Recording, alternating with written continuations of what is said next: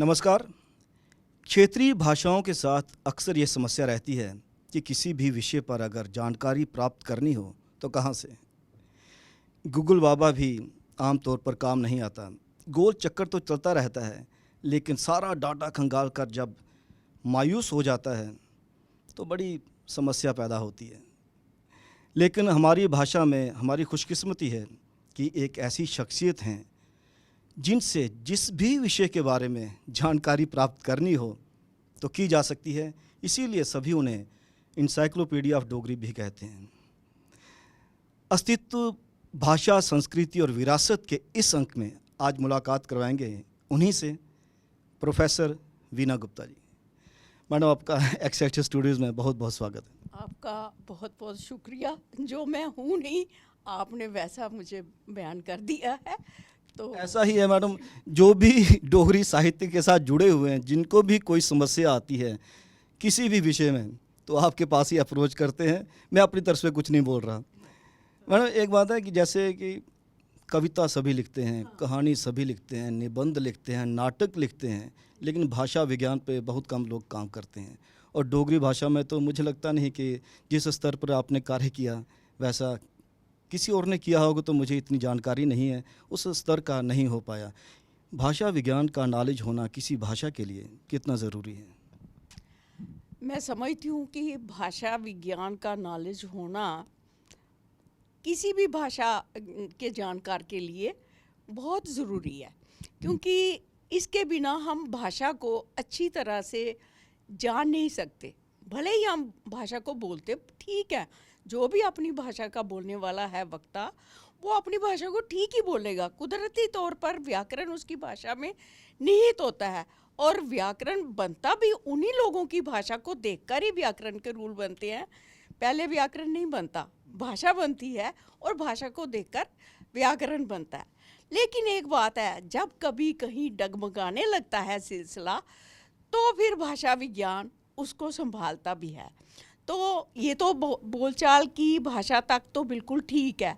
जब हम किसी भाषा को एक सब्जेक्ट के तौर पर पढ़ते हैं, तो मैं समझती हूँ कि तब हर एक के लिए जो सब्जेक्ट के तौर पर पढ़ता है, चाहे वो साहित्य पढ़े या उसमें कोई भी विषय पढ़े, लेकिन उसको भाषा विज्ञान का अगर ज्ञान है तो वो लिखने में भी ठीक रहेगा। उसकी जो वाक्य विन्यास संरचना है वो भी बहुत हद तक शब्दों का, क्योंकि वाक्य में शब्दों का जो ऑर्डर है ना, वो मीनिंग को किसी हद तक मीनिंग को बहुत प्रभावित करता है। तो अगर वो ऑर्डर थोड़ा भी बिगड़ गया तो एक वाक्य के कई मीनिंग बन जाते हैं। तो वो उस तरह से भी संयोजित कर सकता है भाषा को। और दूसरा ये है कि उसमें विभिन्न शेड्स होती हैं, कैसे एक शब्द जो है अपने कॉन्टेक्स्ट से कई मीनिंग देता है। तो ये तो बात ठीक है, कॉन्टेक्स्ट तो हमें समझा देता है, लेकिन उसके अलावा भाषा विज्ञान का ज्ञान होने से वो भाषा की एक रूह के तक पहुंच जाता है। तो मैं समझती हूँ कि अगर किसी को भी होगा, और फिर डोगरी जैसी भाषा के लिए जिसका लेखन आजकल हम देवनागरी स्क्रिप्ट में कर रहे हैं, और उसके लिए हमने कुछ एक वो ध्रुवे बनाए, रूल्स बनाए हुए हैं। वो रूल्स जो हैं बिना भाषा विज्ञान जाने हमारे लेखक नहीं जान सकते। तो उनके लिए इतनी प्रॉब्लम पड़ जाती है कि उन्हें बताना तो पड़ता है। वो डिक्शनरी देख के शब्दों का प्रयोग भी करेंगे, लेकिन जब उन्होंने अपने दिमाग से कोई शब्द लिखना होगा तो उन्हें समस्या बन जाएगी। तो इसलिए मैं समझती हूँ कि भाषा विज्ञान का ज्ञान जो है थोड़ा बहुत, ज़्यादा नहीं, सबको होना चाहिए जो भी जिस लैंग्वेज के साथ जुड़ा है। मैडम, आपने देवनागरी की बात की, तो कुछ लोग अब ये आवाज़ उठाते हैं। मुझे लगता है पता नहीं क्यों उठाते हैं आवाज़, क्योंकि उस स्तर तक उस लेवल हम जा नहीं सकते शायद उस पर ना। टाकरी भाषा, लोग कुछ आवाज़ उठाते हैं कि हमारी क्लासिक भाषा है टाकरी, तो उसको रिवाइवल चाहिए। रिवाइवल क्या इस एक क्लासिकल भाषा के तौर पर सहेज कर रखी जानी चाहिए, या देवनागरी को दोबारा हमने रिप्लेस करना है? वो चाहते क्या हैं? क्योंकि ज़्यादातर साहित्य, ज़्यादातर क्या, सारा साहित्य डोगरी भाषा का देवनागरी में है। ये बहुत असंभव सी बात है। आपने सवाल तो पूछा, लेकिन जो ये मांग करते हैं वो ये नहीं जानते कि जो हमारे डोगरा अक्षर लिपि थी टाकरी बेस्ड, उसमें जो अक्षर थे वो देवनागरी को उठाओ और उसके रखो, कोई फर्क नहीं पड़ता, कोई फर्क नहीं पड़ता। उस अगर उनमें हम लिखेंगे, वही समस्या हमारे पास है जो देवनागरी में लिखने से आती है। तो वो कोई ऐसी लिपि नहीं है कि उसमें लिखने से आप उसका तलफ़ुज़ वो करोगे जो डोगरी में करते हो। उसमें तो टोन के लिए कोई जगह ही नहीं है टाकरी लिपि में। जो टाकरी लिपि थी उसमें नहीं है। वो तो आप ऐसा करोगे जैसे अंग्रेज़ी में स्पेलिंग होती है, कभी यू का अ पढ़ा जाता है, कभी यू का ऊ पढ़ा जाता है, कभी सी के का क पढ़ा जाता है, कभी मतलब कई कई ऐसे हैं। तो क्या उन्होंने हमें रूल दे दिए कि कहाँ पर कहाँ आएगा तो ये पढ़ना है? तो वो हम हैबिचुअल हो गए उसको बोल बोल के। इसी तरह से अगर टाकरी में लिखी होगी समस्या वही रहेगी, लेकिन हम जिस कंटेक्स्ट में पढ़ेंगे उस कंटेक्स्ट में बोल लेंगे। वो तो उनकी ये बात हो गई कि उसमें कन्फाइंड हो जाएगा तो ये कोई झमेला नहीं पड़ेगा। देवनागरी में समस्या ये आती है कि देवनागरी में एक संदर्भ में हम हिंदी भाषा जो है लिखते हैं तो उसमें हम घना बोलते हैं। अब डोगरी जब लिखेंगे देवनागरी में तो हम कना बोलते हैं। ऐसे ही टाकरी में भी घना ही लिखेंगे तो हम पढ़ेंगे कना। तो उनको ये समझ नहीं आती कि उसमें कोई वैज्ञानिकता नहीं है। वैज्ञानिक दृष्टि से अगर डोगरी के साथ मेल खाती होती तो वो दूसरी बात थी। अब जब शुरू से लिखी जाती होती तो हमें कोई प्रॉब्लम नहीं थी, हमारा लिटरेचर उसी में पनप रहा होता। आज जबकि हज़ारों बुक्स हमारी लिखी गई हैं और हमारी 100 साल की परंपरा है कि लिटरेचर की, और 100 साल की परंपरा जब बन गई, अब साहित्य अपने रूप में प्रफुल्लित हो गया, अब उसके बाद पीछे मुड़, ये पीछे मुड़ने का कायदा कहाँ से आ गया? और वो उन लोगों की मांग जिनको लिपि के बारे में पता नहीं है, और वो ऐसी अजीब सी बात कर देते हैं। या तो लिपि को जानने वाले बैठे और उसके साथ क्या फ़ायदा होता है कि इस भाषा को, इसको लिखने से क्या हमने छोड़ दिया जो हमसे निकल गया? कुछ भी नहीं निकला है और वही की वही है। उल्टा अब जो देवनागरी लिपि अपनाई गई है उसने हमने ऐसे रूल लिए हैं, हिंदी में कहते हैं ना, मैं घर चला तू उसे चला, वो दोनों एक ही तरह से लिखेंगे, चल आ, वैसे ही लिखेंगे। हम बोलेंगे मैं कर चलिया, हंसते हंस आगे मतलब मैं तू उसी पढ़ा, हम बोलेंगे उसी पढ़ा। तो उसके बाद हमारी लेंथ है, उसके बाद पता चलेगा कि हमने क्या लिखा है। लेकिन पढ़ा और पढ़ा में कोई नहीं है, उनके लिए कोई नहीं है। मैं समझती हूँ कि डोगरी ने जब देवनागरी को लिया, उसको वैज्ञानिकता की दृष्टि से उसको समृद्ध किया, प्रफुल्लित किया, और आज जब हम डोगरी लिख रहे हैं वो हमारी बाकी भाषाओं से ज़्यादा आगे है। समझने की बात है कि लोग भाषा विज्ञान ना जानने के कारण इन चीज़ों को पकड़ नहीं रहे। तो मैं समझती हूँ हम लोग बड़े अमीर हैं। हमारी डोगरी भाषा जो है, जैसे हम बोलते हैं, लिखने में वो चीज़ें हम ला रहे हैं और वो देवनागरी लिपि के ज़रिए ला रहे हैं। ये सवाल मैंने जानबूझकर मैम से पूछा क्योंकि मैडम भाषा वैज्ञानिक हैं और अक्सर जो आवाज़ें उठती हैं टाकरी को रिवाइवल की, तो टाकरी को रिवाइव किया जा सकता है सिर्फ क्लासिकल भाषा के तौर पर सहेज कर रखने के लिए। अगर डोगरी साहित्य दोबारा रिप्लेस करना हो तो हम शून्य पे जाके अटक जाएंगे। नहीं, ये संभव नहीं है राजेश्वर जी, संभव ही नहीं है।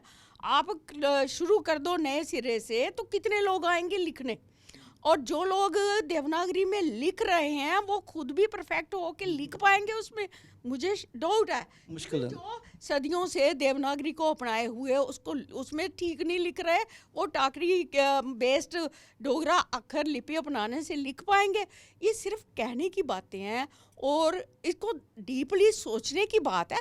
समझ के कोई बात करना दूसरी बात है, तो ऐसे मतलब भावुक होकर करना दूसरी बात है। टाकरी हमारी संस्कृति का एक अंग है, उसमें जो हमें मिलता है उसे रखिए, उसे उसका देवनागरीकरण करके भी अपने सामने रखिए कि इसमें क्या लिखा गया है, इसका क्या कंटेंट है। वो कंटेंट हम तक पहुंचना चाहिए, वो ज़रूर रखिए। और अगली पीढ़ी को टाकरी इसलिए सिखाइए, ये जो अपनी डोगरा अक्षर लिपि है, कि कोई हमारा पीछे का, कोई विरासत का कोई अंश हमें कुछ मिल जाता है तो हम उसको पढ़ पाएँ अपने साहित्य के लिए, अपनी संस्कृति के लिए। जी बिल्कुल मैडम। शिवनाथ जी ने डुग्गर प्रदेश का साहित्य लिखा, जो साहित्य अकादमी ने प्रकाशित किया वे बैक 1975 में। उसके बाद इस दिशा में कोई और कार्य हो नहीं पाया। आप नहीं समझते कि डुग्गर प्रदेश के इतिहास के बारे में और भी रिसर्च करने की आवश्यकता है, तो और भी लोगों को इस दिशा में आना चाहिए? मैं विशेषकर आपसे ये सवाल इसलिए कर रहा हूँ क्योंकि आप जम्मू विश्वविद्यालय में एचओडी भी रहे, तो रिसर्च स्कॉलर्स की भी कहीं ना कहीं ये जिम्मेवारी बनती है। 5 वर्ष के लिए जो पीएचडी कोर्स करना है तो उसमें कुछ सब्जेक्ट ऐसे भी होने चाहिए जिससे इतिहास भी सहेज कर रखा जा सके। राजेश्वर जी, आपने बहुत मायके की और बहुत समझ-बूझ की बात की है। ये बात मेरे दिल में ना कई बार कांटा बन के चुभती है, क्योंकि शिवनाथ जी ने आलोचनात्मक दृष्टि से एक संक्षिप्त इतिहास दिया था 75 में, जब वो जितना लिटरेचर था उसके लिए ठीक था। उसके बाद ऐसा इतिहास नहीं आया। डॉक्टर जितेंद्र उधमपुरी जी ने डोगरी साहित्य का इतिहास जो लिखा था वो 85 में आया। 85 तक का लिटरेचर उन्होंने कवर किया, उसमें ज़्यादा परिचयात्मक इतिहास है। तो आज भी लोग जिनको ज़रूरत पड़ती है इन्हीं बुक्स को देख के काम चला रहे हैं। और जबकि इतना लिटरेचर हमारे पास आ चुका है, इसके वॉल्यूम्स होने चाहिए और अच्छा इतिहास होना चाहिए। और मैं क्या बताऊं, जब मैं डिपार्टमेंट में हेड ऑफ़ द डिपार्टमेंट थी तो मैंने एक प्रपोज़ल बनाया था कि हम सब 5 टीचर हैं, सब मिल के एक जानर ले लेते हैं और एक जानर का क्रिटिकल इतिहास बनाते हैं, तो कंपाइल करेंगे तो हमारा बन जाएगा। तो कई बार ऐसी बातें होती हैं कि सभी की राय एक नहीं होती या सभी बराबर का काम करने वाले नहीं होते। मैं आपको सही बात बता दूं कि सभी एक जैसा काम कर, कुछ लोग किसी काम को इजीली लेते हैं, कई लोग उसको नौकरी समझ के करते हैं और हम भाषा और बाकी चीज़ें सोच के करते हैं। तो बदकिस्मती से ये पूरा नहीं उतर पाया।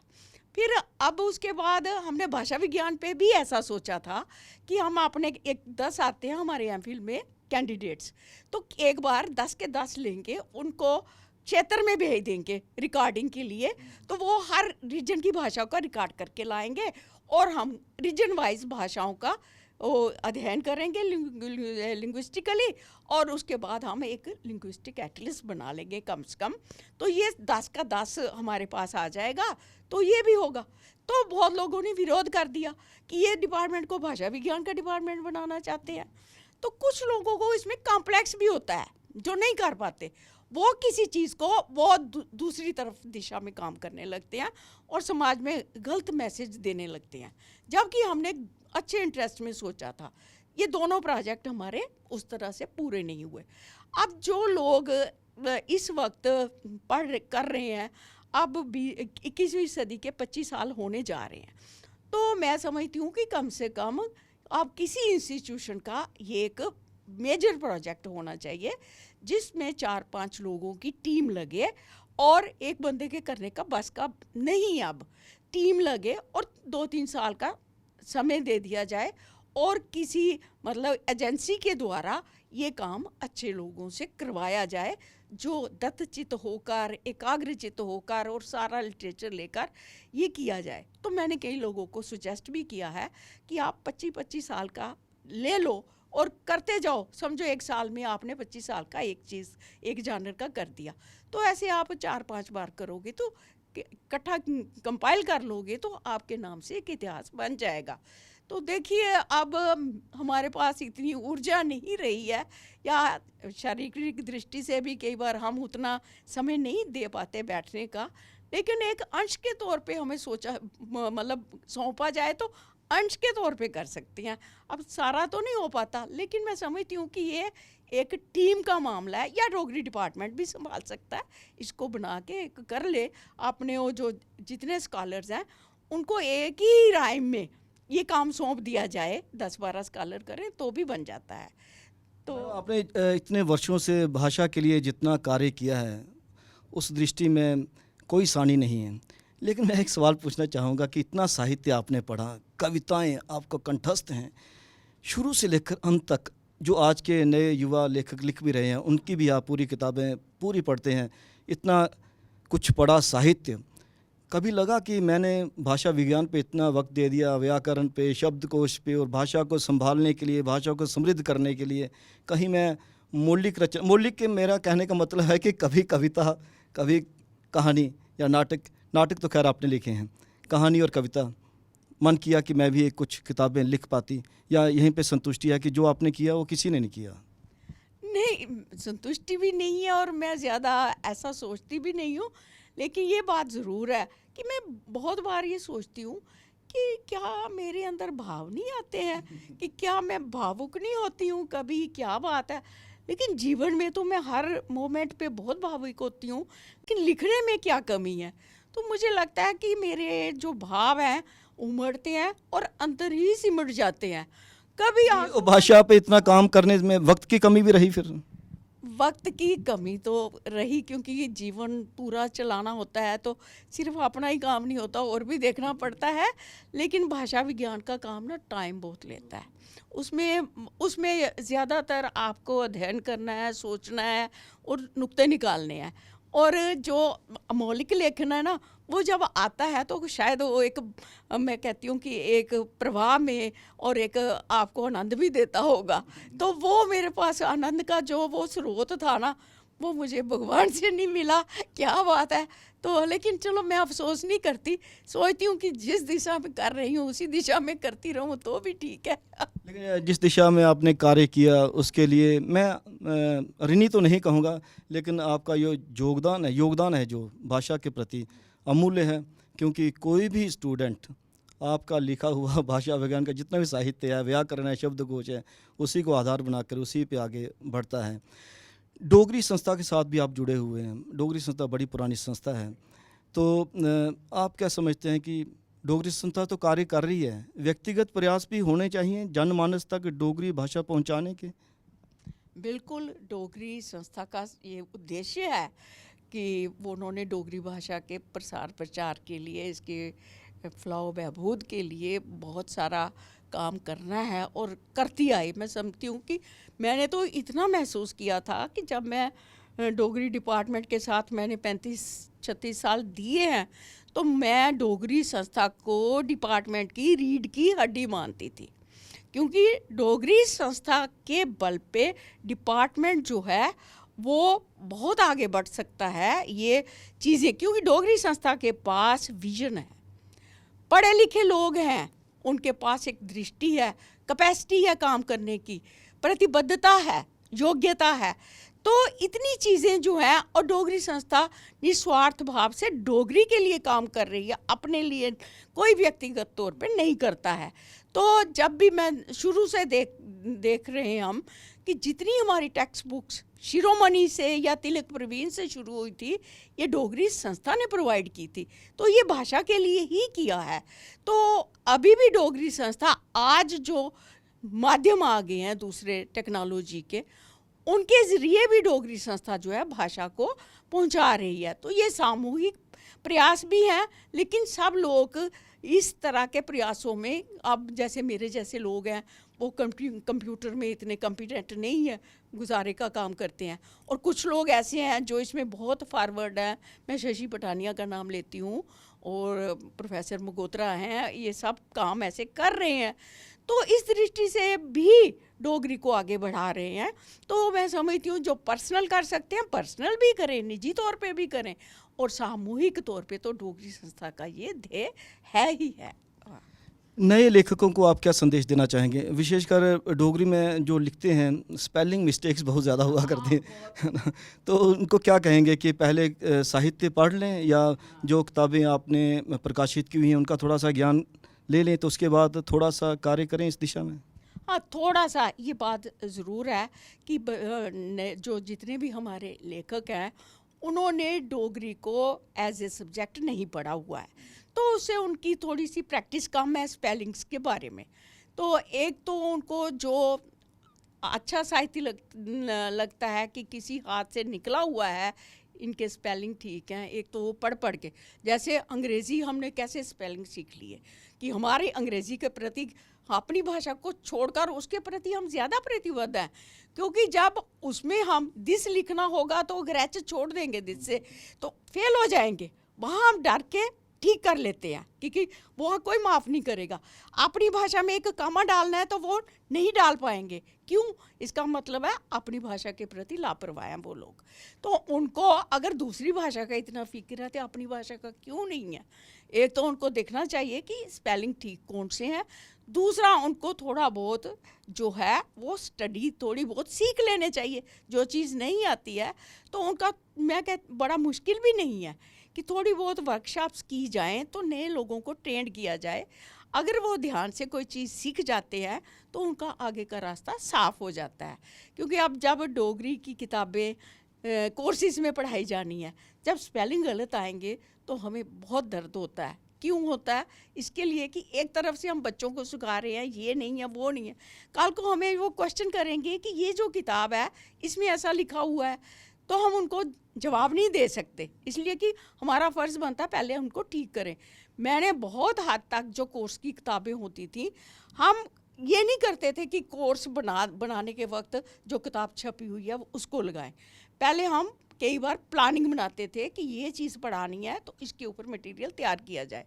वो मटेरियल जो था वो शुद्ध स्पेलिंग्स के साथ तैयार होता था, वो लगाया जाता था। आजकल ये एक ट्रेंड चला है कि क्योंकि आगे जो जनरेशन आई हुई है, जो एकेडमिक्स के साथ जुड़ी हुई है, उनको इस चीज़ का ध्यान रखना चाहिए कि हम कोर्स में जो लगा रहे हैं वो पैरामीटर्स पर खरा उतरना चाहिए। तो इसके लिए भी जो लोग तैयार होंगे वो स्पेलिंग की दृष्टि से थोड़े ठीक होंगे। तो मैं समझती हूँ कि कोशिश करती रहनी चाहिए, तो कोशिश से नई पीढ़ी जो है थोड़ी रास्ते पे आ जाएगी। मैडम, आप एक्सेलसियर स्टूडियोज़ में आए, बातें तो बहुत हैं, बहुत कुछ सीखने को मिलता है, जानकारी प्राप्त होती है, लेकिन वक्त की कमी है। भविष्य में भी आपको थोड़ा कष्ट देते रहेंगे कि अलग अलग विषयों पर आपसे जानकारी प्राप्त करके दर्शकों तक पहुंचाते रहेंगे। आपका बहुत बहुत शुक्रिया। आपका भी धन्यवाद, शुक्रिया। अस्तित्व, भाषा, संस्कृति और विरासत के इस अंक में आपने भाषा विज्ञान के बारे में जानकारी प्राप्त की और भाषा विज्ञान पे कार्य करने की बहुत आवश्यकता है, मैडम ने खुद भी बोला है। और मैं समझता हूँ और उम्मीद भी करता हूँ कि बहुत सारे लोग प्रेरित होकर इस दिशा में कार्य भी करेंगे। कैमरा पर्सन करण सिंह के साथ मैं राजेश्वर सिंह राजू, एक्सेलसियर स्टूडियो से। आप दीजिए इजाज़त। नमस्कार।